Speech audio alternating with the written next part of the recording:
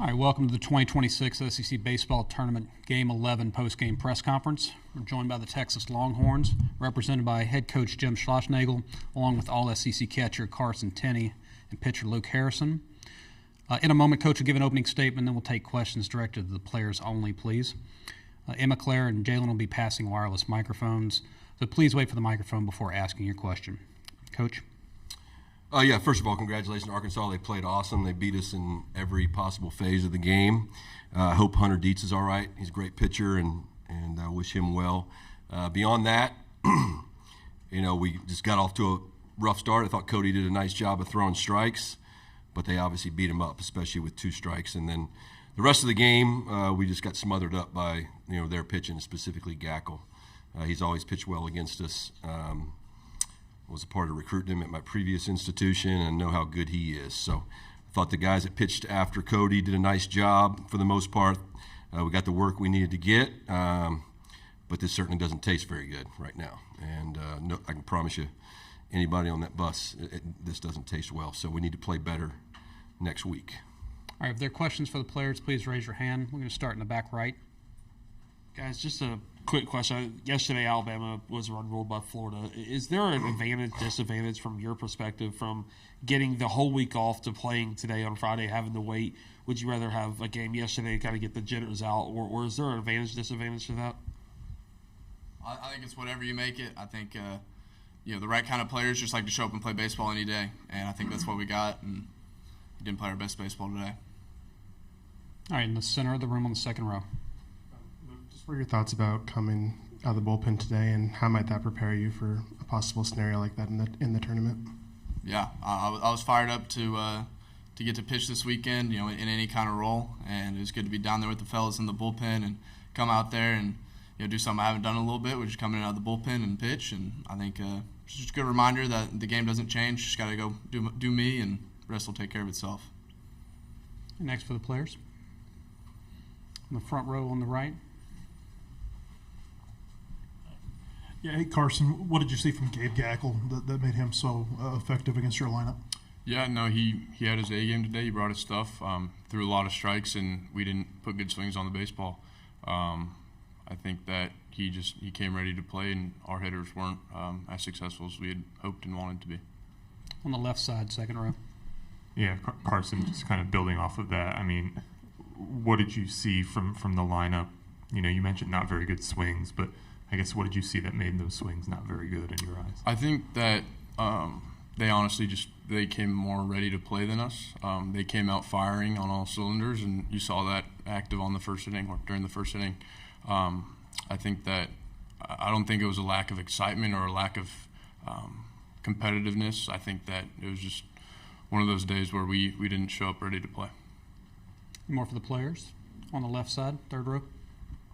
What adjustments for both of you guys do you feel like you guys have to make? Eight guys left on base, and also just having just 4 hits. What adjustments do you feel like coming into the regionals next week that you guys want to work on? I don't think there's any physical adjustments necessary. It's more so just a mental, just being a mental group of, I guess, dogs, you could say. Like, we want to go up to the plate and be fearless in the box, and we want to be feared by the opponent. Making sure our identity is sticking to that, I think is the most important thing right now. Yeah, I think we just need to just bring a lot of compete. If this is, we can make this a rough one, or we can make this a good thing for us. And I think that, as long as we use this as fuel to make ourselves better in the next week, and spend time investing in recovery and getting right for next Friday, I think we'll be in a good spot. But like Carson said, we just need a lot of compete. Any more for the players? If not, Luke, Carson, thanks for your time today. Good luck the rest of the way. Thank you, guys.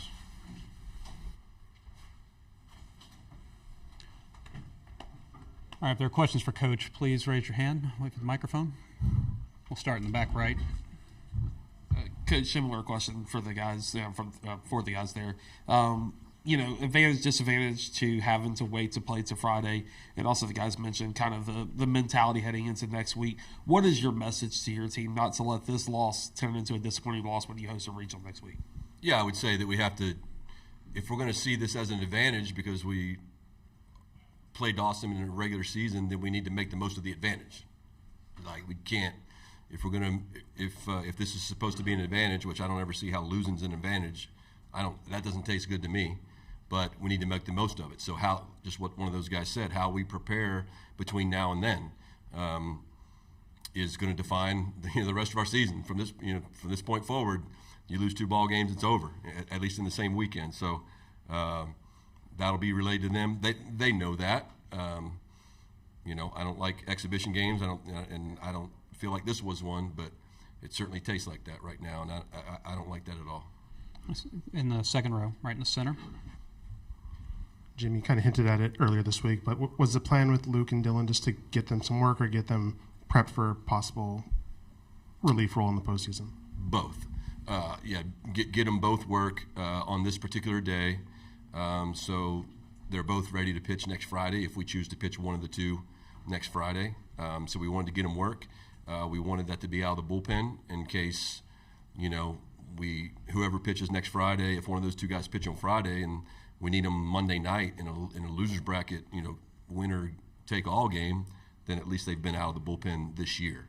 Luke has certainly been out of the bullpen in his career. Dylan obviously was awesome in that role last year, but we needed to see that, and we were hoping it would be with a lead, knowing that we were going to pitch some other guys. There's some other guys in the pen we didn't want to pitch this weekend. So do you understand what I'm saying? If we could have got a lead with those other pitchers and then gone to Luke and Dylan, then that would have helped us win a ball game. On the left side, front row. I know you've had some injuries with your team. Just kind of, can you update us on where you are, especially now that you've got another week off? I think Mendoza's about as he swung the bat great, and I just missed the pop up. He hit the left field. He was on that ball, and then he hammered the ball in the last inning off of Gabe. I think Adrian, it is what it is. We're dealing with that since the middle of the season last year. Cozart's in a good spot. LeFew's in a good spot. Those were some guys we did not want to pitch this weekend, not because there's anything wrong with them, but just we wanted to kind of give them like an all-star break kind of blow. Brody Walls is in that mix, and Ruger was in that mix. So they all said they felt great, A couple of them, we'll have to get them up on the mound on Tuesday and get them, up to full speed. But I think that's everybody that you're probably asking about. You see how crazy these games are. Dietz, I really hope he's okay. And that's one thing we talked about. Can you imagine us rolling Valan? We did pitch him, but Valana's taking a ball off his foot. And so it's just a weird thing. This is 3 years in a row of this for me personally.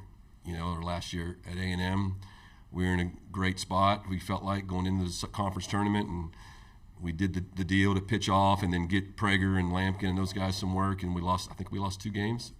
I think we were 2-0 there then, and then 1-0 last year, 1-0 this year. So if you told me we're always going to be a national seed, then I guess I got to freaking taste that, swallow it. But it just doesn't feel good right now. Right side. Yeah, Coach, yesterday you said you don't ever doubt a Dave Van Horn coach team this time of year. What do you see that they're doing well right now, and maybe the buttons they're pushing to be playing as well as they are? Yeah, I don't know about the buttons.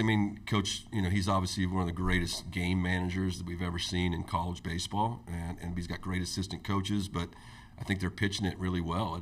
Gabe was awesome. I think everything he threw was at the bottom, so when he's riding that fastball at the bottom of the strike zone, then and the hard slider, that's what, a guy like Robbins just chasing it because he just doesn't see it.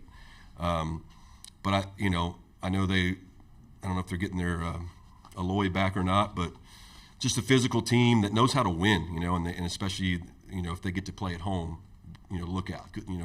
Good luck being, winning a game, winning a regional in that place. So, super physical team, playing at a very high level. Third row on the left. Coach, what does it mean to have Carson just help out the pitching staff for this part of the season, how he's helped you guys out for the fall, and also just your coaching staff with veteran present guys like Troy Tulowitzki, Nolan Kane, and Max Wiener? Like, what's it like to have those type of guys on your coaching staff? Yeah, you got great staff, super talented, intelligent coaches that all bring a different thing. Tulo brings toughness. Nolan's an elite recruiter and a very underrated coach. He's actually an awesome baseball man. And Max, has done a great job with our pitching staff now, 1 year at A&M and 2 years at Texas. So they're super talented, and I'm a big fan of hiring talented people, then let them go do what they do. And Carson, same way, super talented guy, has kind of evolved into a leader in this program, which is hard to do in the transfer portal. But he's an elite human. He really, really cares about his teammates, and he's obviously super talented. So tonight doesn't define him or our team, but when you're at Texas, the postseason does. And so we can talk about how cool everybody is and how nice they are, but got to win, and we're all very aware of that. Two more for Coach on the left, second row. Jim, you mentioned kind of 3 years in a row pitching off and then maybe not getting what you want here.